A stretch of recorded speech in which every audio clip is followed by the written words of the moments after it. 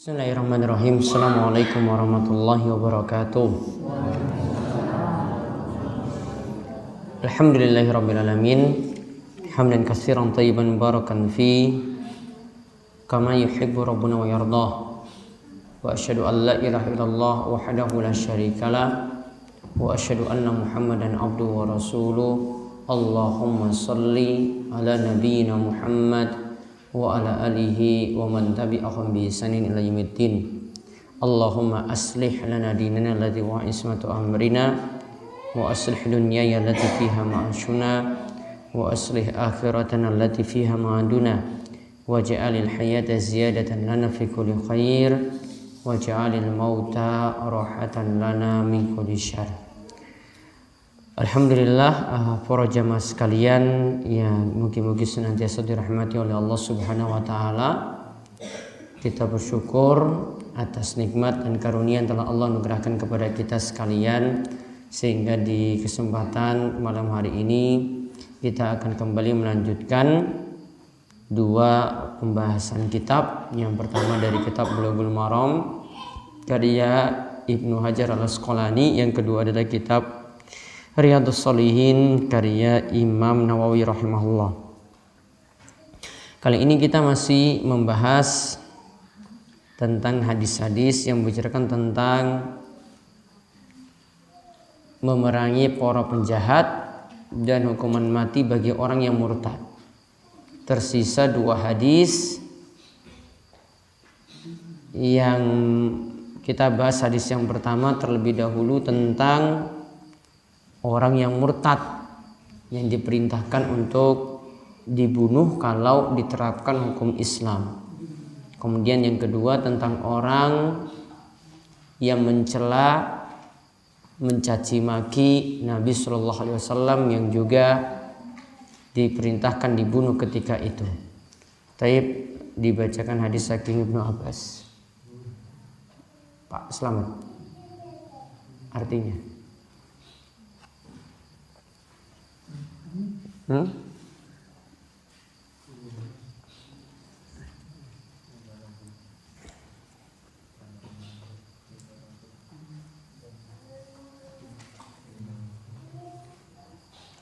dari hadis Mu'adz ya,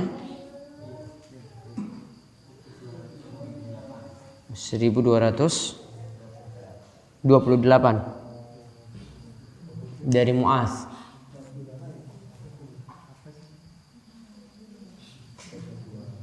Coba Mas Antori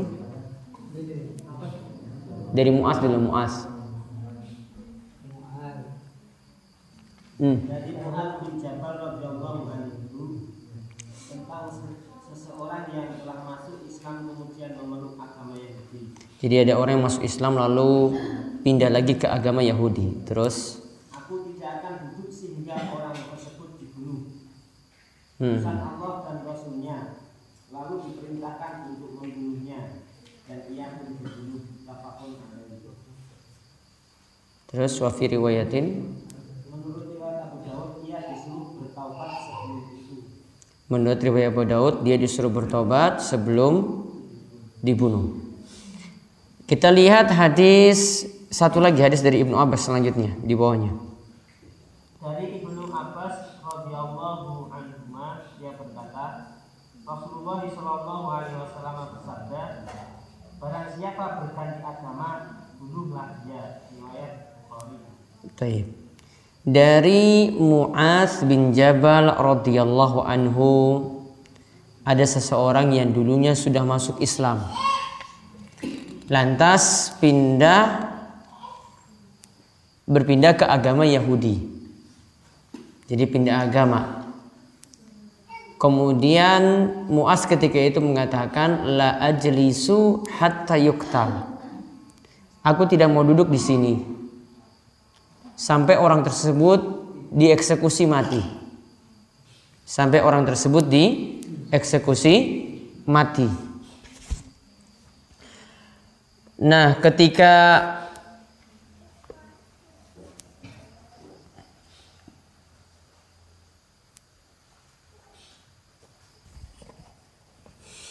akan dikatakan seperti itu, lantas Mu'adz mengatakan, la ajlisu hatta yuqtal, aku tidak mau duduk sampai orang tadi dieksekusi mati, qada Allahi wa rasuli, sebagaimana ketetapan Allah dan Rasulnya. Fa umira bihi, kemudian diperintahkanlah, fakutilah, orang tadi yang pindah agama ke Yahudi itu dibunuh. Hadis ini muttafaqun alaih, hadis ini diriwayatkan oleh Imam Bukhari dan Muslim. Dalam riwayat Abu Daud dikatakan qad ustutiba qabla dzalik, dia sudah dimintai bertobat sebelum itu. Dia sudah dimintai bertobat sebelum itu. Maka coba lihat di sini ya, hadis yang pertama. Kita lihat lagi hadis yang kedua dari Ibnu Abbas radhiyallahu anhuma, ia berkata Rasulullah sallallahu alaihi wasallam bersabda, man baddala dinahu faqtuluh. Siapa yang mengganti agama maka bunuhlah dia. Nah, maka faedah yang bisa kita ambil ini tentang perilaku atau tindakan Islam bagi orang yang murtad. Tindakan Islam bagi orang yang murtad. Lihat, Islam bertindak tegas. Karena masalahnya kalau orang murtad itu di samping dia itu rugi sendiri, juga dapat merugikan orang lain. Kira-kira kalau ada yang murtad, yang lainnya pada mau ikut murtad nggak? Kalau ada satu orang murtad di tengah masyarakat kita karena ada suatu sebab, yang lainnya bisa ikut murtad nggak? Bisa. Maka gara-gara satu orang ini bisa mempengaruhi yang lainnya, maka lebih pantas untuk orang seperti ini untuk dibunuh. Ya, maka kalau diterapkan hukum Islam, saya katakan sekali lagi ini diterapkan, bukan orang itu dibunuh sembarangan. Ya, namun ini ketika diterapkan hukum Islam, wajib orang yang murtad tadi dibunuh. Namun dengan catatan, yang murtad tadi, yaitu yang pertama, syarat yang pertama awalnya dia dari Muslim. Kemudian yang kedua sudah balik. Karena sudah balik berarti sudah punya kemantapan. Kemudian yang ketiga akil, berakal. Berarti kalau orang gila nggak masuk. Kemudian yang keempat mukhtar, yaitu atas pilihan sendiri.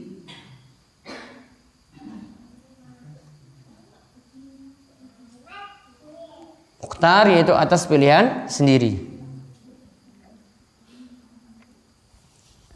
Jadi tidak ada paksaan sama sekali, dia murtad dengan sendirinya. Dan Nabi SAW itu mengatakan, di antara orang yang darahnya itu halal disebutkan dalam hadis Ibnu Mas'ud, la yahillu damu mri'im muslimin, tidak halal darah seorang muslim illa bihadas salas, kecuali karena melakukan tiga hal.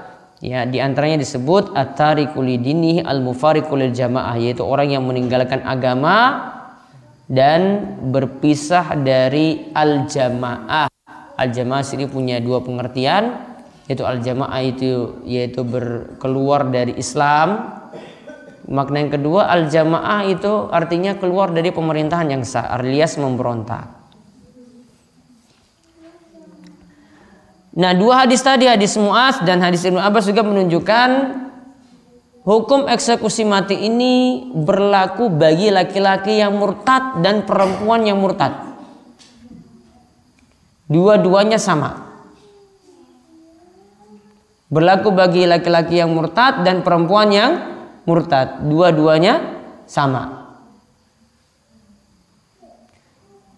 Jadi tidak kita bedakan, yang laki-laki eksekusi mati, yang perempuan kasihan. Tetap di sini para ulama katakan karena hadisnya sifatnya umum tadi. Lihat hadis Ibnu Abbas, man baddala dinahu faqtuluh. Siapa yang mengganti agamanya maka bunuhlah dia. Berarti tetap yang laki-laki eksekusi mati, yang perempuan sama juga.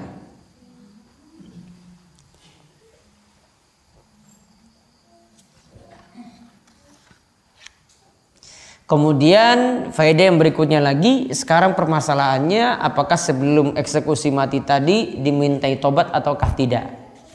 Kalau tadi dalam riwayat Abu Daud ya disebutkan wa kana qad ustutiba qabla zalik.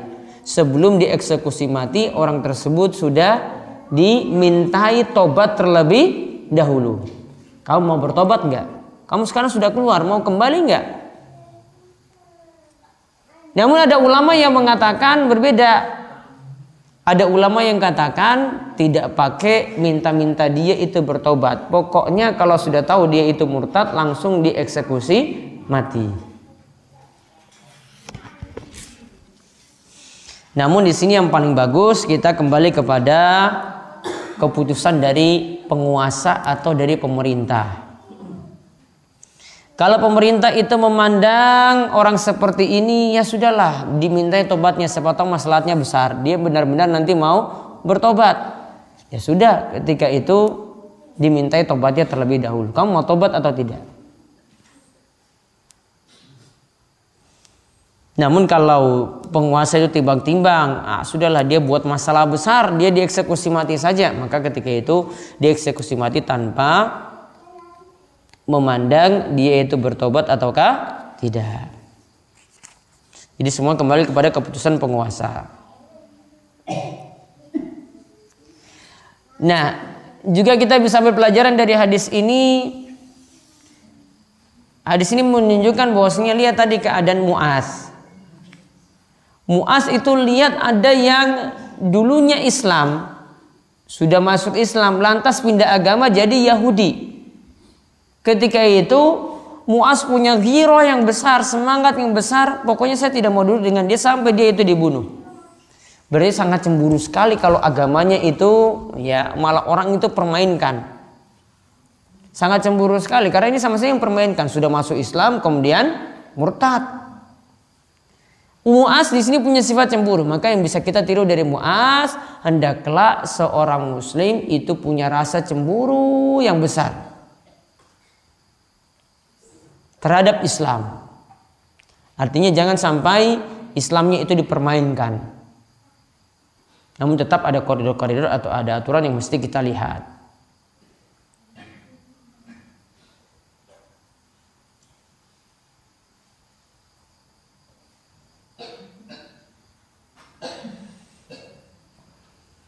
Nah, kemudian dari hadis ini juga kita tahu bahwasanya Islam itu tidak cukup dengan mengaku dalam KTP saja. Ya, Islam tidak cukup untuk mengaku dalam KTP saja saya itu Islam. Karena di sini ada yang bisa murtad. Ya, ada yang bisa murtad. Dulunya itu Islam, kemudian dia itu murtad, dimintai tobatnya. Berarti Islam itu bisa batal. Kita ngaku Islam namun Islam kita itu bisa batal karena ada pembatal-pembatal yang dilakukan. Ada yang berbuat syirik ya Islamnya batal. Ada yang mencaci maki Nabi SAW ya Islamnya batal. Ada yang nentang syariat-syariat Islam ya Islamnya batal. Maka ada ya perbuatan-perbuatan yang disebut dengan pembatal-pembatal keislaman. Makanya pembahasan murtad ini dibahas. Berarti ada yang semula itu beragama Islam yang bisa membuat Islamnya itu batal. Di antaranya di sini gara-gara murtad. Ada yang karena berbuat syirik, ada yang karena mencaci maki Allah, mencaci maki Rasul, mencaci maki Al-Quran. Jadi ada sebab-sebab yang membuat Islamnya jadi batal. Dan ada yang melakukan pembatal ini tidak sadar juga kalau Islamnya itu sudah batal, namun masih meyakini ya di KTP-nya itu Islam. Ya, sedangkan kalau dinilai sendiri karena melakukan pembatal, ya Allah katakan ya Islamnya itu batal. Namun tanpa dia itu sadari, ya tanpa dia itu sadari kalau Islamnya itu sudah batal.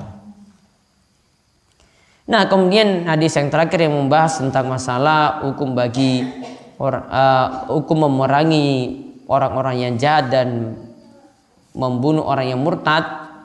Ini hadis yang terakhir dari Ibnu Abbas. Ini tentang Ummul Walad. Coba Mas Antar dibaca. Dari dia Ibnu Abbas radhiyallahu anhuma radhiyallahu anhuma bahwasanya ada seorang buta punya ummul walad. Ada seorang buta punya ummul walad. Nanti saya terangkan apa dimaksud ummul walad. Yang selalu mencaci maki menjelek-jelekkan Nabi Shallallahu Alaihi Wasallam. Nah, orang ini ummul walad ini budak. Gampangannya itu budak. Orang rendahan. Sudah jadi orang rendahan, dia suka mencaci maki Nabi SAW. Terus Ia melarangnya agar berhenti. siapa yang melarangnya berarti? Bukan majikannya, yaitu yang buta tadi. Yang buta ini sudah larang. Terus ia melarangnya agar berhenti, namun si ummul walad tersebut masih tetap tidak mau berhenti. ummul walad tetap mencaci maki Nabi SAW terus. Maka pada suatu malam si buta mengambil cangkul yang tadi. Ya, dia ambil apa? Cangkul. Kalau di sini dijelaskan ini kalimatnya migwal. Migwal itu maknanya pisau sebenarnya. Ya, ada maknanya di sini pisau. Ya, taruhlah benda tajam lah. Ya, terus ia letakkan pada perutnya ummul walad. nah, perempuan tadi diletakkan pisau atau cangkul tadi. Terus ini pada malam hari ya. Terus di perutnya diletakkan pisau di perutnya. Akhirnya ummul walad itu meninggal. Kasus ini sampai pada Nabi Shallallahu Alaihi Wasallam, lalu dia bersabda, ingat, saksikan, sesungguhnya darahnya ummul walad sia-sia. Sesungguhnya darahnya ummul walad itu jadi sia-sia.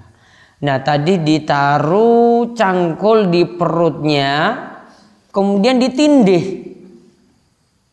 Ya, akhirnya mati. Kemudian sampailah berita tadi pada Nabi SAW. Sudah tahu Nabi bahwasanya ini orang yang suka mencaci maki beliau. Akhirnya mati. Kemudian Nabi SAW itu mengatakan, anna damaha hadarun. Darahnya itu sia-sia saja, tidak manfaat. Maka di sini menunjukkan yang pertama, diharamkan mencaci maki Nabi Shallallahu Alaihi Wasallam. Diharamkan mencaci maki Nabi Shallallahu Alaihi Wasallam.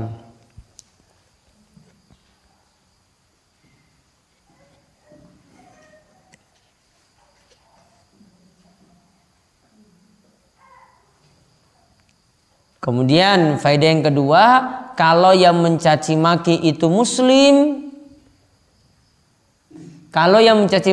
muslim, maka dianggap murtad. Kalau yang mencaci maki itu muslim, maka dianggap murtad.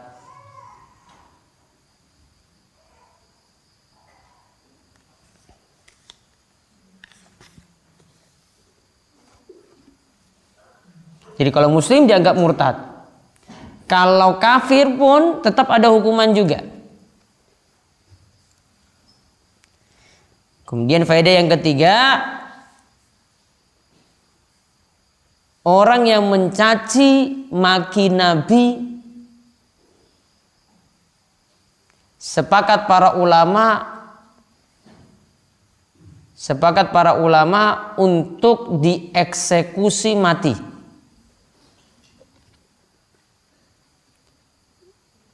Sebagaimana eksekusi untuk orang yang murtad.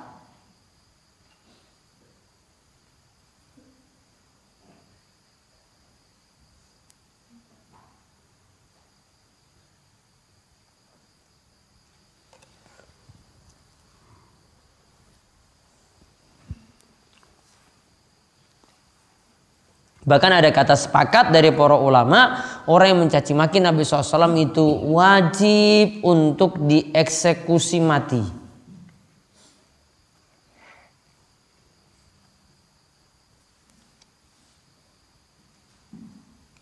Kenapa di sini sampai dieksekusi mati? Kok tidak ya di penjara?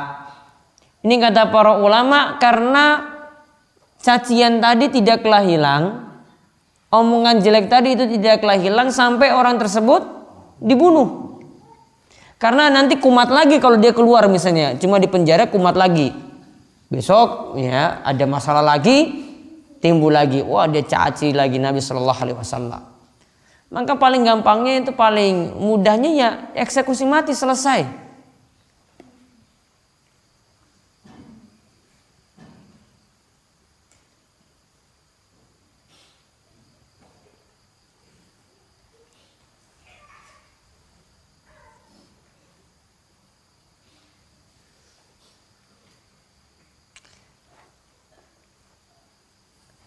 Kemudian faedah yang berikutnya lagi, kenapa sampai mencaci maki Rasul itu kena hukuman mati?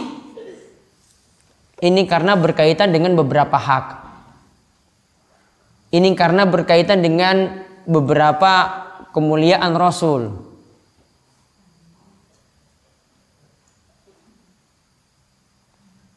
Jadi ada hukum sebab akibat nih. Kalau Rasul yang dicaci,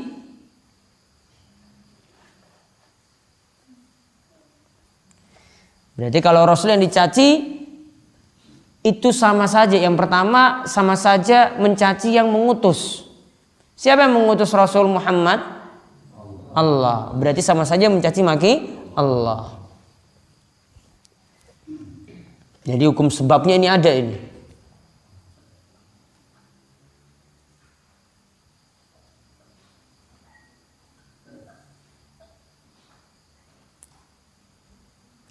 Kemudian konsekuensi yang kedua, kalau mencaci maki Rasul berarti sama saja dengan menganggap jelek syariat Islam.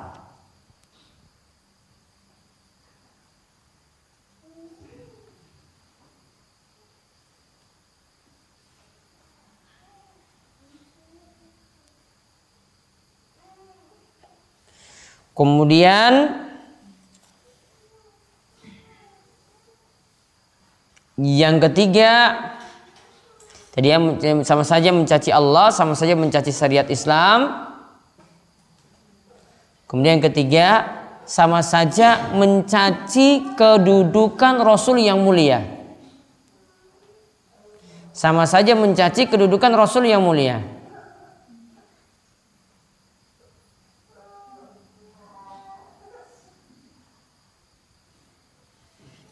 Jadi berarti ada konsekuensi-konsekuensi.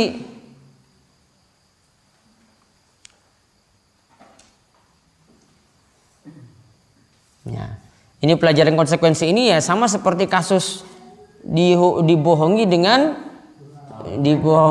Al-Maidah 51. Itu sama seperti itu ceritanya nanti. Berarti kalau bilang dibohongi pakai Al-Maidah 51 berarti ya anggap Allah itu bohong. Bisa nganggap juga Rasul itu bohong.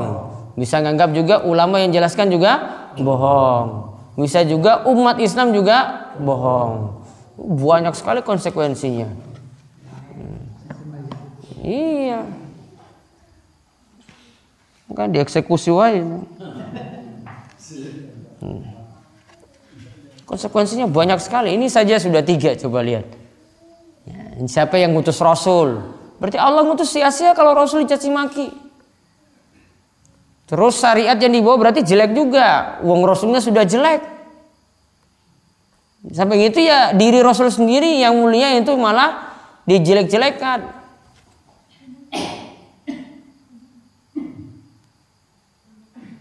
Nah, sekarang tentang permasalahan bagaimana kalau yang mencaci maki Rasul tadi tobat? Apakah tobatnya diterima ataukah tidak? Atau nggak pandang tobatnya, pokoknya langsung aja. Jadi nggak usah pakai sidang-sidang, nggak usah pakai penyelidikan lagi, langsung aja. Ya, kelamaan kan? Nah, apakah nunggu dia tobat dulu, minta maaf dulu, ataukah langsung? Ya kalau pakai emosi ya langsung. Sebagian ulama itu berpendapat itu langsung aja, gak usah nunggu-nunggu dia minta tobat. Kamu saya beri waktu 5 hari, mau tobat nggak? Kalau nggak tobat, ya dieksekusi. Ya, sebagian ulama itu mengatakan dia pokoknya dibunuh, nggak pakai nunggu-nunggu. Karena apa? Masalahnya di sini yang dicaci di sini, caci maki di sini adalah nabi. Beda dengan manusia biasa. Ya, manusia biasa masih ada lobi-lobi sana sini, bisa cuma ya buat somasi saja atau buat pertemuan gitu. Saya minta maaf, ini sudah keliru. Ya. Mudah sekali seperti itu. Namun ini masalahnya ini nabi. Jadi walaupun tobat tetap dieksekusi mati. Berarti kalau minta maaf pun tetap dieksekusi mati. Dia sudah ngaku jujur, saya tobat, saya merasa bersalah. Ya, saya minta maaf. tetap dieksekusi mati, nggak pandang taubatmu, nggak pada maafmu, sudahlah taubatmu diterimalah. Namun masalahnya kamu sudah jelek-jelekan tadi, pokoknya dieksekusi mati. Dan ada jumhur ulama yang berpendapat taubatnya masih bisa diterima. Kalau jumhur ini masih tolerir lah, masih kasihan. Sudahlah beri dia waktu dulu. Siapa tahu nanti dia mau taubat. Atau tanyakan dulu, kamu mau taubat nggak? Ya, kamu mau taubat nggak? Kalau taubat ya sudah dimaafkan. Taubatnya diterima berarti. Namun walaupun tadi taubatnya diterima, di sini para ulama berselisih pendapat lagi, sudahlah diterima. Namun ya tetap yang hukuman mati tadi tetap dilaksanakan. Ya, intinya di sini ya ini bukan perkara yang kecil, karena ini yang dicaci maki adalah Nabi Shallallahu Alaihi Wasallam. Makanya ketika Ummul Wala tadi itu mati, Nabi bilang sudahlah darahnya itu memang sia-sia, artinya ya tidak ada manfaat, itu nggak punya nilai, wes mati. Artinya orang yang bunuh pun tadi atas persetujuan Rasul setelah itu kan, maka yang bunuh ini tidak dianggap bersalah karena memang orang itu tadi sudah pantas untuk dibunuh. Namun di sini bukan main hakim sendiri, di sini yang dimaksudkan ya karena ada izin dari penguasa. Jadi kesimpulannya orang yang murtad kalau diterapkan hukum Islam bisa jadi murtadnya itu karena pindah agama, bisa jadi murtadnya itu karena mencaci maki Rasul. Ya, jadi sebab-sebab murtad itu banyak. Sebab-sebab murtad itu banyak. Pokoknya kalau itu dihukumi murtad, ya konsekuensinya adalah dieksekusi mati.